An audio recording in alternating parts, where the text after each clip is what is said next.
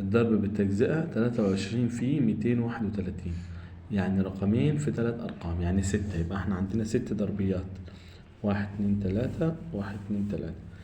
دي 23. ممكن اخد 3 واضربها في كله، او 20 واضربها في كله، براحتك. ناخد مثلا 3، يبقى 3 3 3. هنا بقى 20 20 20.